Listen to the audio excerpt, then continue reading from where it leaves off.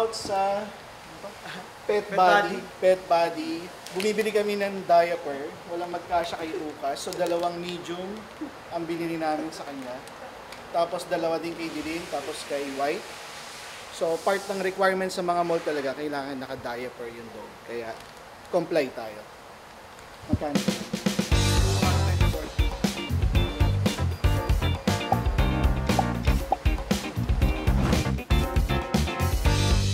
Nagkasya, 2 medium. Part ng pagiging mall-worthy dog is dapat ang dog ay nai-sniff muna niya yung surroundings. Kaya kailangan, bago tayo pumasok sa loob, comfortable muna sila sa labas. Kung maganda naman ang parking, kung hindi naka-expose sa araw, at meron namang open space, pwede mong i-walk muna yung aso mo para maging comfortable bago ka pumasok sa loob.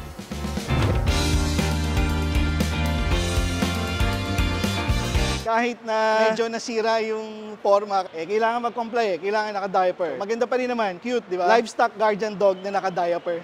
Manong Gardry ka, kuha tayong picture. Huwag mo titingnan sa mata, ha? Tiwala ka lang sa akin. Maganda na yung panting. Lucas, sanay na kasi sa mall. Maganda na ang panting, medyo takot pa. Pero iangat natin para magkaroon ng confidence. Yan, so okay na to. Pwede na tong pansabak sa loob ng mall. This is the best state ng ready na siyang pumasok sa loob ng mall. Continuously scanning the environment pero confident.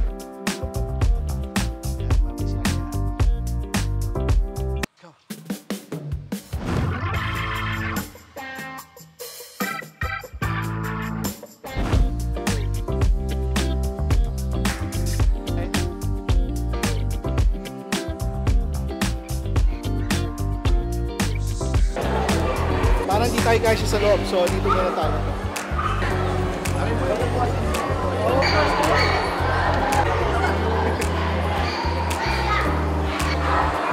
And for please.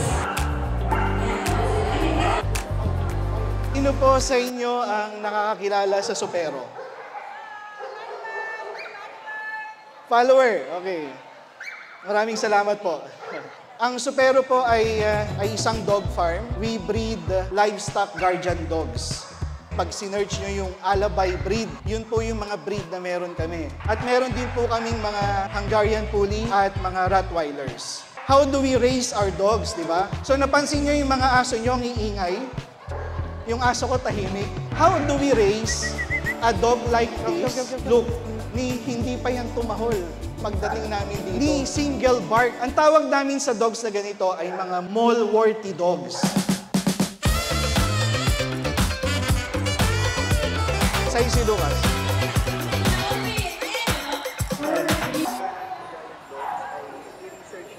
Sige ha. Pwede rin. Halika dito. Huwag ka magkalalapit dyan. Dito ka. Anong kagat gusto mo? Kahit saan. Kahit saan. Okay. Ang una namin kinonsider is anong breed. Nung na-consider namin yung breed, kinonsider namin yung space. Kasi we want to raise livestock guardian dogs. So pag may intruder, tatahol. Pag tumuhol, yan, rinig ng buong barangay. So space. So ang ginawa namin is we build a farm in Amadeo designed for dogs. Dog fulfillment agad. Ang susunod yung i-consider ay meron ba kayong oras? Meron kayong time na maglinis, magpaligo, magpakain? At ang pinakamatindi, meron ba kayong time na igala or i-exercise yung aso nyo?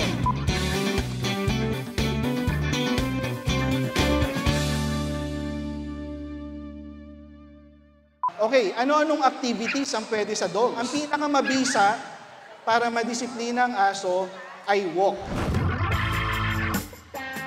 Napakasimple, no? Pag-iisipin mo ang dali, pero ang hirap mag-walk ng aso. Pag na-master nyo po ang art of walking ng dogs, tuloy-tuloy na ho yan. Aayos mo ang aso nyo. Etong activity natin, kaya nag-decide ako na isama yung team. Kasi yun hong pagmumol is dog fulfillment ho yan. Kasi nung unang panahon, ang mga aso, they used to migrate from one place to another. Nung dinomesticate po natin, nawala na po yun. Ang pumalit doon, yung mall. From your house, point A, to point B, mall, you are fulfilling yung needs ng dog. Okay ho yan, kasi Pagdating niya ho dito sa mall, nakakamit siya ng ibang aso, nakakaamoy siya ng ibang scent. Pag uwi niya sa bahay niyo, tulog, fulfilled siya. Nga lang ngayon, may mga aso na di-trolley. Yan, di-trolley. Okay lang yan, no problem with that. Kasi meron din namang aso na hindi kaya mag-walk. Yung mga medyo pangu na talaga, hindi na pwedeng i-walk yun, madaling mapagod. Wait. Lucas, pang-apat na kinonsider namin, pagkain, food. Sa isang buwan, gumagastos kami ng around, pinakamababa to, 1,100 kilos ng karne na hilaw. Ang Supero Raw Dog Food is, yan ang pagkain ng mga aso namin. And then we rotate each variant. 1 week beef chicken, 1 week pure beef, 1 week pork, 1 week rabbit. That's how we do it. Yun ang Supero way of taking care of dogs. May mga nagtatanong about how safe yung raw food is. We are really confident to say that it's safe. As early as 21 days old. Pag mulat ng mata, pwede naman raw. Kung nanonood kayo ng vlog namin, lahat ng mga lumaki sa farm, 21 days old, kumakain na yun. Kinakabini Husky Group. Nandito po ba tayo?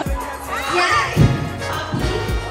And Veterinarians are not trained to promote raw. Knowledge at saka practice nila is to feed kibble. If you watch yung kay Kuya Kim, yung dapat alam mo, there are veterinarians also that is saying na ang raw ay okay. Ang raw kasi is nagiging bad light.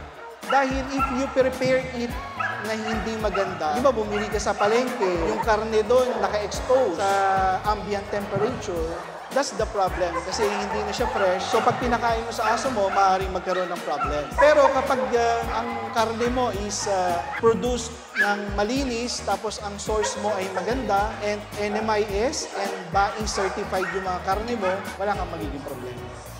Okay, salamat sa Vista Mall Dasmariñas sa pag-invite sa amin at sa PCCI events. Nag-enjoy kami at ang daming mga asong pumunta. Ganun din, nag-enjoy din yung mga aso namin. Although si White medyo natakot dahil umakyat siya ng second floor. Pag lagi namin ginagawa to, for sure si White will be just fine. So ngayon ay uuwi muna si White at saka si Dilim while kami ni Lucas ay may iwan para sa pamimigay ng Supero. So maraming salamat again, Vista Mall Dasmariñas, Cavite at kay PCCI Events.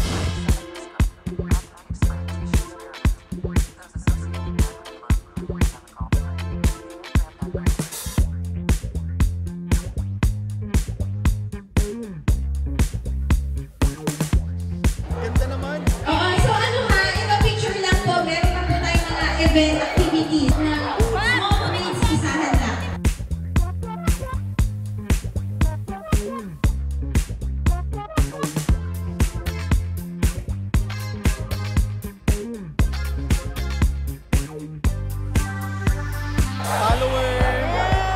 Okay, please get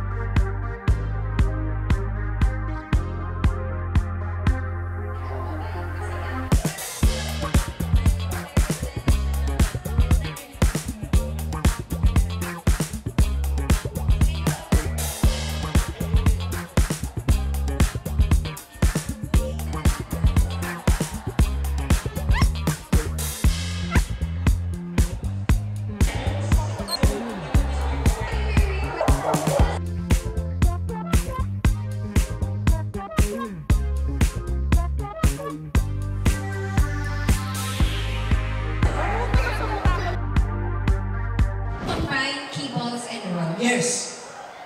Kahit 20% raw, ilagay mo sa kibble, pwede. Kasi di ba yung iba, sir, may kibbles, pero nilalagyan pa rin ng table food. Like may chicken, may rice, di ba? So, I think if we combine kibbles and raw, super, mas grabe yung nutrients na Yes. makukuha. Maraming gumagawa nun, yung mga bully breeders. Bully breeders, they combine raw with kibble. Maganda pa rin ang result. At least 20%.